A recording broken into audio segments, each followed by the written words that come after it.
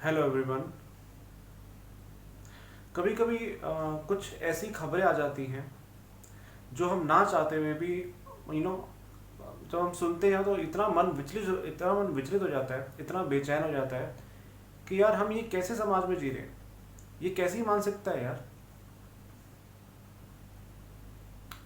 अभी अभी हमने देखा था, एक खबर सुने, एक हाथरस के अंदर एक लड़की की जो रेप हुआ, और रेप करने के बाद उसकी इतनी निर्मम तरीके से हत्या करने की कोशिश की गई, और अब उस लड़की ने दम तोड़ दिया अस्पताल के अंदर। इतनी बुरी तरीके से उसको मारने की कोशिश की गई, उसकी स्पाइन तोड़ दी गई, उसकी स्पाइन की हड्डी तोड़ दी गई पूरी की पूरी, उसके सर पे पत्थरों से वार किया गया, उसके पैर तोड़ दिए गए, उसकी जीभ काटने की सुनाई कोशिश की गई।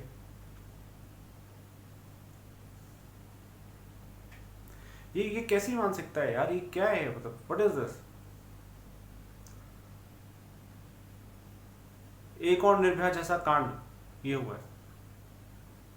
ऐसा कब तक, कितना कितना कितना देखें यार ये चीज।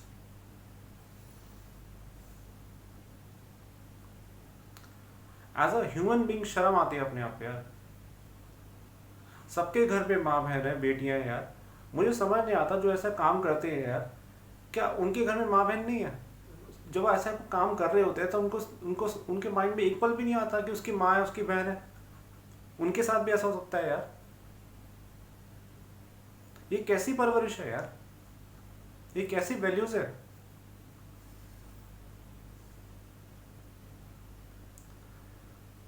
मैं नहीं मानता कि खाली सरकार दोषी है या खाली हमारा सिस्टम दोषी है या पुलिस दोषी है। बिल्कुल है, उनका फॉल्ट अपनी जगह पे है। लेकिन एज अ ह्यूमन बीइंग हमें लगता है कि हमें अपने अंदर भी इंट्रोस्पेक्ट करने की जरूरत है। हम हर चीज सरकार को नहीं, हर चीज का जिम्मेवार हम टोटली सरकार को भी नहीं बोल सकते। हमें अपनी वैल्यूज को इंट्रोस्पेक्ट करने की जरूरत है यार।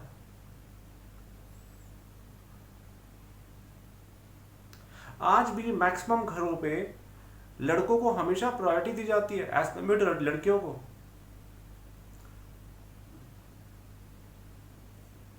उनको बराबरी का दर्जा नहीं मिलता। सोचिए, अगर मैं एज अ मेल मुझे प्रायोरिटी मिले, मुझे पता है कि मेरी जो जो बहन है उसको हमेशा सेकेंडरी ऑप्शन रखा जाता है हर चीज़ के लिए, तो जाहिर सी बात है as a human being it's very natural tendency कि मेरे मन में वो फीलिंग आएगी, हाँ, कि मैं सुपीरियर हूँ, वो मेरा इन्फीरियर है, वो छोटी मेरे से, और मैं जब चाहूंगा सप्रेस करने की कोशिश करूंगा। क्यों? क्योंकि वो मेरे लिए इन्फीरियर है, क्योंकि मुझे ऐसा सिखाया गया है। हमें अपनी वैल्यूज को ही बदलना पड़ेगा यार। हमारे प्राइम मिनिस्टर ने लाल किले में जो स्पीच दी थी 15 अगस्त को, उन्होंने भी स्पेशली कहा कि हमें लड़कों से पूछने की जरूरत है कि वो कहाँ जाते हैं बाहर। हम लड़की को बोलते हैं जो बाहर जा रही होती है, उससे 50 सवाल करते हैं, कहाँ जा रही है, किससे मिल रही है। लेकिन वही सवाल हमें लड़कों से भी करना चाहिए। क्यों? हमें नहीं पता ना वो बाहर जा रहा है किससे मिल रहा है, उसकी संगति कैसी है, क्या कहीं वो गलत आदमी के चक्कर में तो नहीं पड़ गया।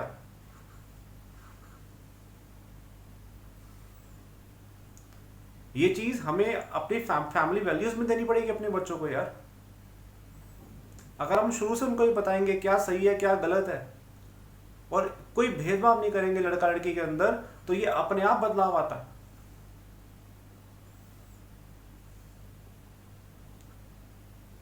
इतना बुरा लगता है जब ऐसी खबरें आती हैं, एंड मतलब it feels so so so depressed, it feels so bad यार। शर्म आती है अपने आप पे कि हम इंसान भी है यार।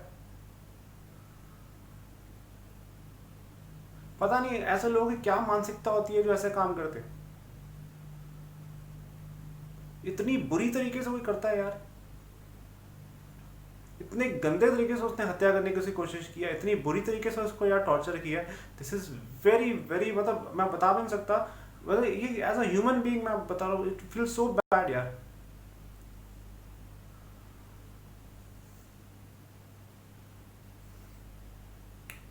और अपने आप को इंट्रोस्पेक्ट करना ठीक है, समझ में आता है, सिस्टम भी उतना ही दोषी होता है।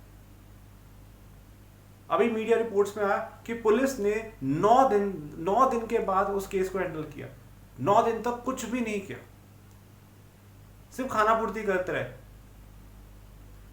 क्या 9 दिन के बाद आप एक रेप केस को क्या जो है वहां पे रिकॉग्नाइज करेंगे? तो कैसे इंसाफ मिलेगा यार हम लोगों को? किसी को भी कैसे इंसाफ मिलेगा, आप सोचिए।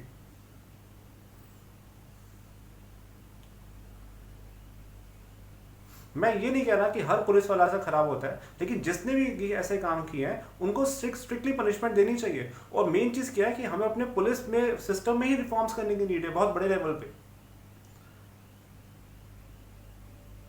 ऐसा क्यों होता है कि जब भी हम जाते हैं, जब भी कुछ पुलिस से न्याय मांगने जाते हैं, हमेशा मैक्सिमम केस में हम देखते हैं, अक्सर जो हम न्यूज़ देखते हैं, 50 चीज़ें देखते हैं, उसमें हमेशा ये पाया जाता है कि हमेशा सिस्टम में कमी है, पुलिस ठीक से काम नहीं कर रही, पुलिस ठीक से कार्रवाई नहीं करती। ऐसा क्यों यार? इस केस में भी ये देखा गया था कि इस लड़की के साथ पहले भी छेड़खानी हुई थी, उन्हीं लोगों ने की थी। अगर उसी टाइम वहां पे कार्रवाई हो जाती तो आज उनकी इतनी गंदी हिम्मत ना होती ऐसे काम करने की।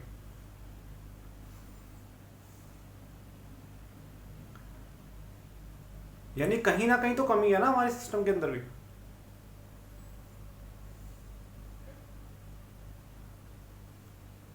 बट ऐसा कब तक यार?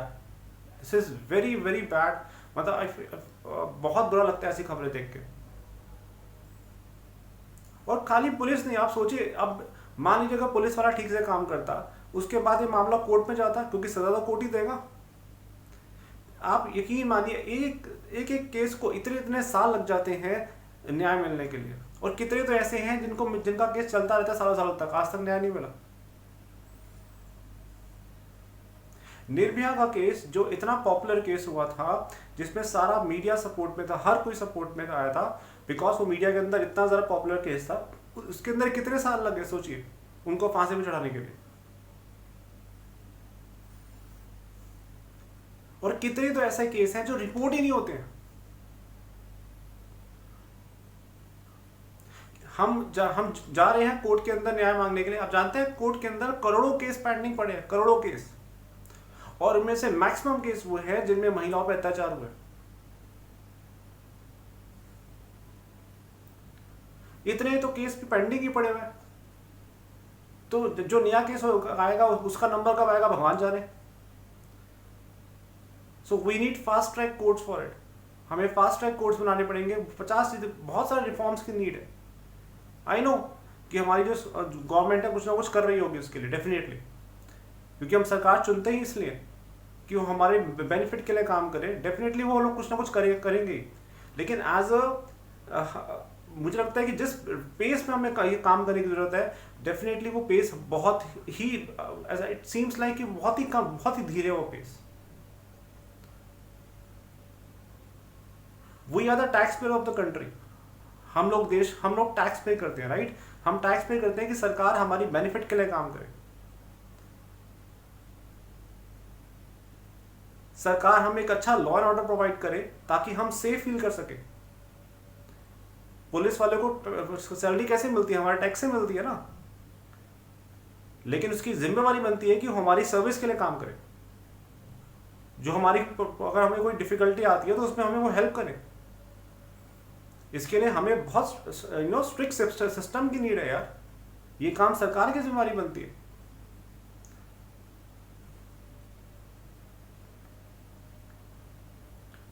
अगर एक अच्छी न्याय व्यवस्था होगी, एक अच्छी पुलिस प्रणाली होगी, एक अच्छा लॉ एंड ऑर्डर होगा, तो जाहिर सी बात है जहाँ पे एक अच्छा लॉ एंड ऑर्डर होता है वहीं पे अच्छी इन्वेस्टमेंट आती है। अच्छी इन्वेस्टमेंट आती है, जाहिर सी बात है नंबर जॉब्स आती हैं बहुत सारी। ओवरऑल हर किसी का इस पर बेनिफिट होता है। जब सारी जॉब्स आएंगी, जाहिर सी बात है लोगों को अपॉर्चुनिटीज मिलती हैं। इससे हमारा ही जीवन स्तर बेहतर होता है।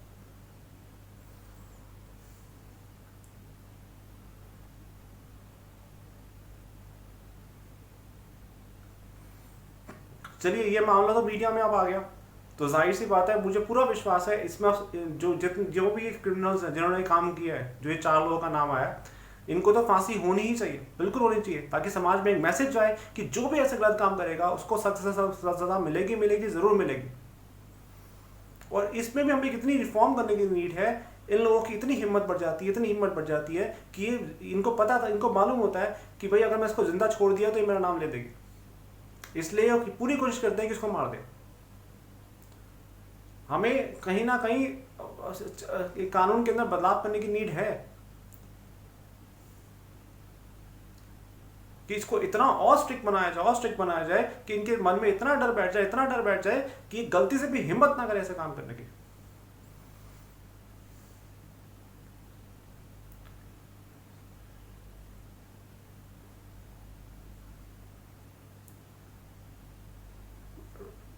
पता नहीं, आई रियली डोंट नो यार, मतलब इट फील्स सो बैड यार। आई विश, मतलब मैंने अब उस लड़की ने मरते मरते बोला अपने फादर को कि प्लीज मुझे न्याय दिलवाइए।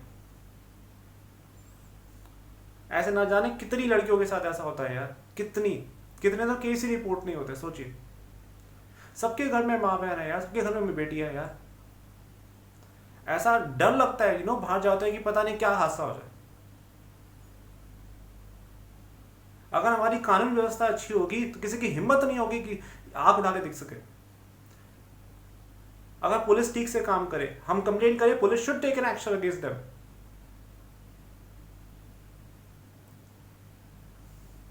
मैं ये नहीं कहना कि कोई सारे पुलिस वाले ऐसे होते हैं, मेरा ऐसा कुछ कोई मेरा इंटेंशन नहीं है। जस्ट एक एज अ कॉमन मैन मैं अपनी जो मुझे बुरा लगा इसलिए मैं बोल रहा हूँ। कुछ ऐसे लोग होते हैं जिनकी कमियों की वजह से क्या होता है, पूरा सिस्टम बदनाम हो जाता है।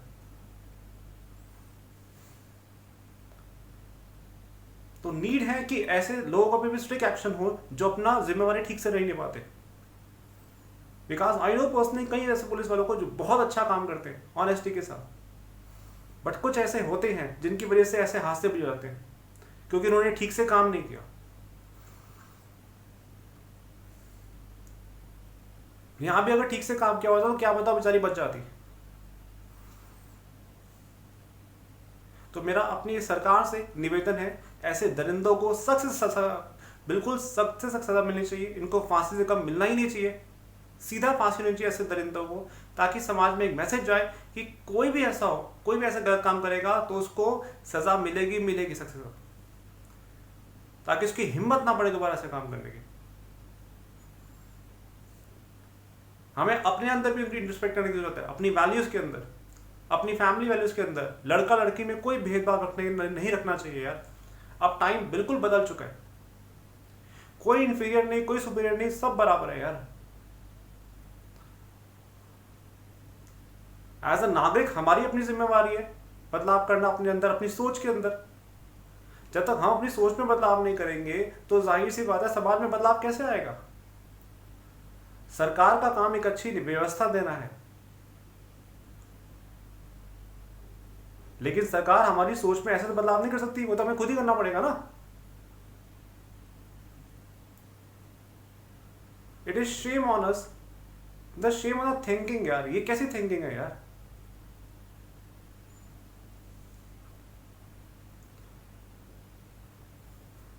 आई विश कि इसकी आत्मा को शांति मिले लड़की की, और बस ऐसे लोगों को इतनी सख्त सजा मिलनी चाहिए ताकि ऐसे हादसे दोबारा ना हो। दैट्स इट यार, मेरा बस ये था बस।